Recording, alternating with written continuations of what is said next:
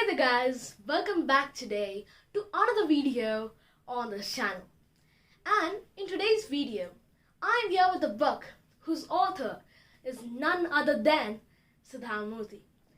As you all know, Sudha Murthy is the wearer of many hats.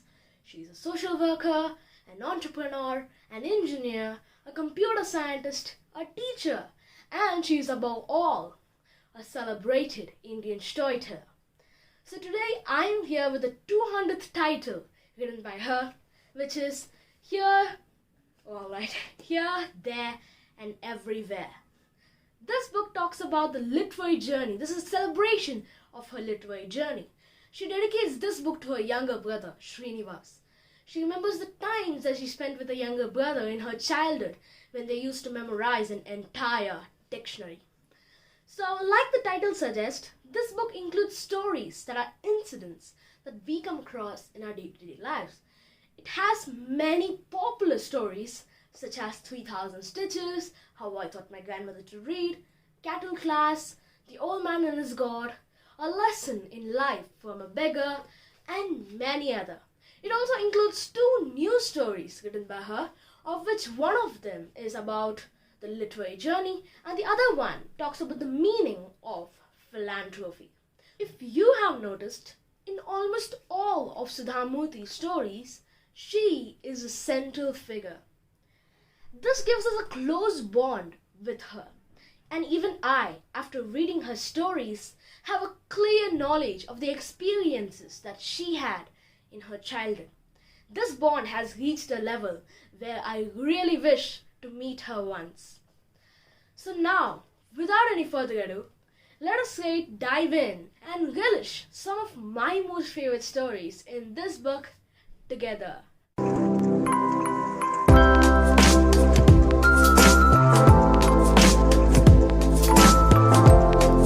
So my most favorite story in this book is A Tale of Many Tales. This is a story that talks about the literary journey of Sudha Murthy. The story starts off when Sudha Murthy was in her childhood, when her mother insisted her to write about the picnics and the adventures that she went along with her family. So at that time, she was writing in her mother tongue, Kannada.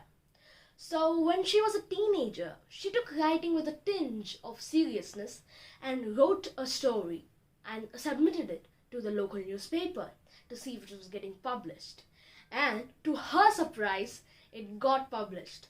She was extremely happy. She took the paper, showed it to her teachers and her friends, and felt proud that her story had appeared on the newspaper.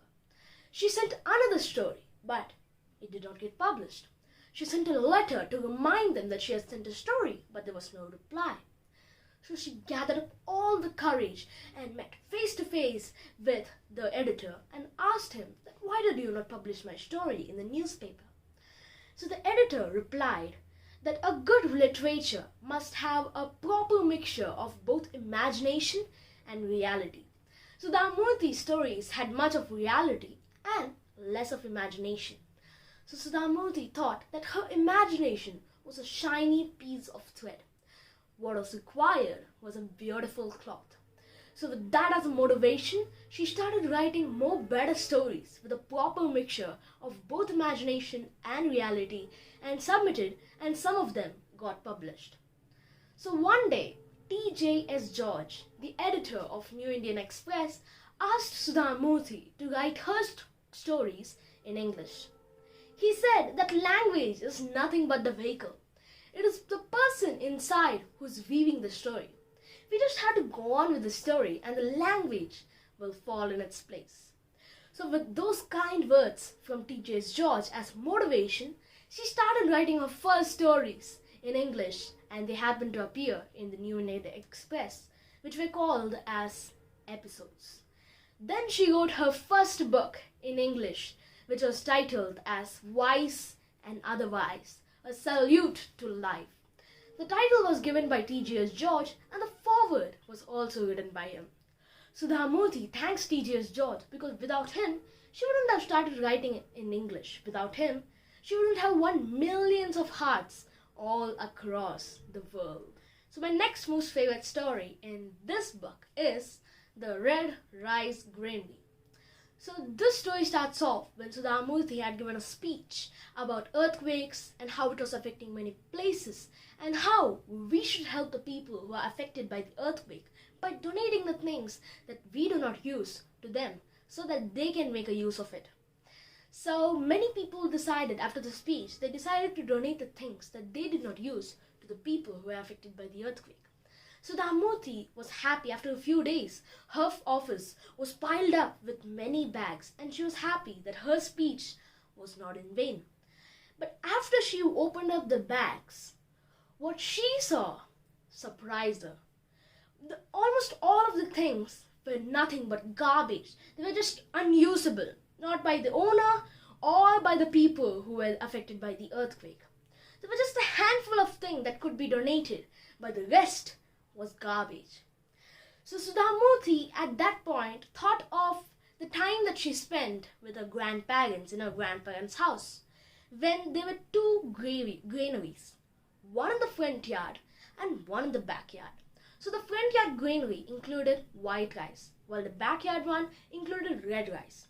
So whenever people came looking for alms, then her grandfather would give them the white rice. But while they were having food, they would use the red rice. So Sudha Murthy, after a few years, got curious and asked her grandparents that why are we using the red rice and why are we giving them the white rice. So her grandmother said that whenever people ask you for something, then we don't give them the second best thing.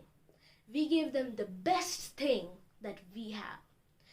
So that time, Sudha Murthy thought of how these people were not giving the best thing, but they were giving the worst thing that they had. So this story tells us of how we should never give the second best thing, the third best thing, or the worst thing, but we should always give the best thing that we have in ourselves, that we have. So my next most favorite story is, in India, the worst of both the worlds. So in this story, a young man and an old man came to Sudha Murthy's office. The young man asked Sudha Murthy to send this old man to an old age home. Then Sudha Murthy accepted and sent the man to the old age home and was constantly funding the old age home and inquiring about how is the old man, how is he doing and all. So after a while, the old man fell sick. The doctor said that he might pass away any minute. So Sudha Murthy asked the old man if he wanted to speak with anybody before he passes away. So the old man scribbles down a number and Sudha Murthy quickly calls him and asks that person to come and meet the old man before he's dying. So the same young man who dropped the old man in Sudha Murthy's office came to visit the old man. So after the old man passed away, the young man asked for the bag that the old man had brought. So Sudha Murthy first inquired about what is your relationship with the old man. So the young man said something that shocked Sudha Murthy. He said that I am the old man's son. So you may know how much shocked Sudha Murthy was at that right moment. The young man who left the old man at Sudha Murthy's office was none other than the old man's son. But the only good thing was the old man was still willing to meet his son before he was dying, and he was willing to give the money that he had to his son. So then Sudha Murthy gave a piece of her mind to this young man and said that whenever people come looking for help, I will become suspicious because of people like you. People like you will haunt my memory, and because of people like you, I may not be able to help the people who really need help from me. So the young man hung his head in shame and walked away. So my next most favorite story is a lesson in life from a beggar. So in this story, there was a friend of Sudha Murthy called Meena. So Meena is a kind of a pessimistic character, you can say. She always finds the bad thing of a good thing.